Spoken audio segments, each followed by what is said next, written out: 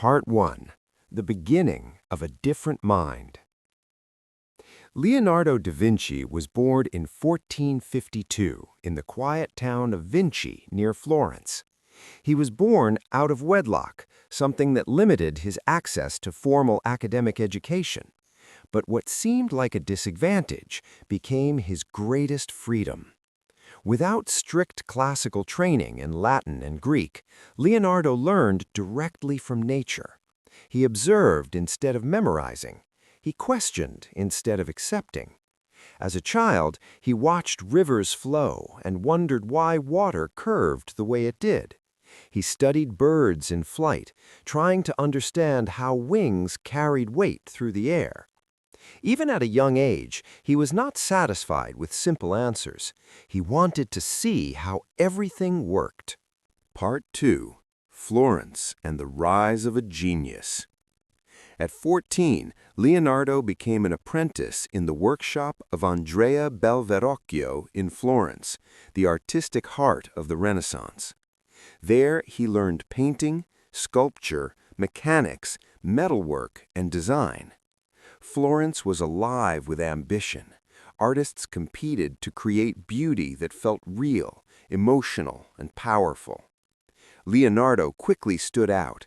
His attention to light and shadow was unlike anyone else's.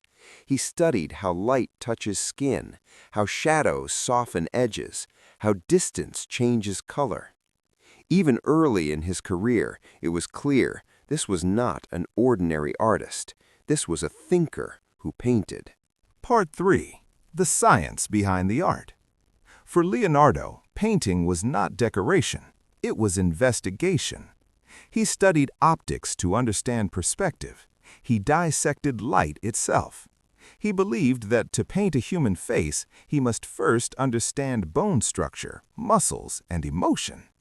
This mindset later produced one of the most famous paintings in history, the Mona Lisa. Her smile is subtle, almost shifting. The technique he used, sfumato, blended colors so smoothly that there are no hard lines. It created realism never seen before. But behind that smile was years of scientific study. Part 4. The Engineer of War and Machines. When Leonardo worked for rulers like Ludovico Sforza in Milan, he offered more than art. In letters, he described himself primarily as a military engineer. He designed armored vehicles resembling tanks. He imagined giant crossbows and advanced fortifications. He sketched systems of gears and mechanical automation. Centuries before the Industrial Revolution, Leonardo was drawing machines powered by precise mechanical logic. His mind was always building something new. Part 5. The Dream of Flight. Leonardo was obsessed with birds. He studied their wings carefully, measuring angles and movements. He believed human flight was possible if mechanics were understood correctly. He designed ornithopters, flying machines with flapping wings. He sketched early parachutes. He imagined gliding systems. Though none flew in his lifetime, his ideas showed deep understanding of aerodynamics centuries before modern aviation. Part 6. The Secret Anatomy Studies.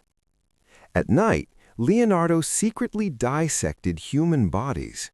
This was dangerous and controversial, but he needed to know how muscles connected, how tendons moved, how the heart functioned. His anatomical drawings are astonishingly accurate. He drew the human skeleton, internal organs, even unborn babies with scientific precision. He believed the human body was a perfect machine designed by mathematical harmony. Part 7. The Restless Mind.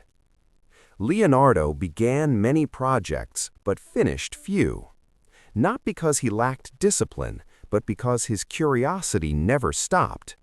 When painting bored him, he turned to engineering. When engineering paused, he studied anatomy. When anatomy slowed, he observed water currents again.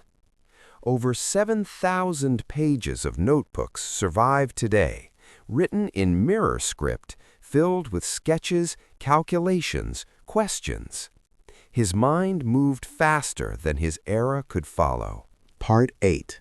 The Final Years and Immortality. In his final years, Leonardo moved to France under the protection of King Francis I. There, he was respected as a living legend. He died in 1519. At that moment, many of his inventions were unrealized dreams, but time would prove something extraordinary. Airplanes would fly, parachutes would open, engineering would evolve exactly in directions he once sketched. Leonardo da Vinci was not simply a Renaissance artist. He was a bridge between imagination and science.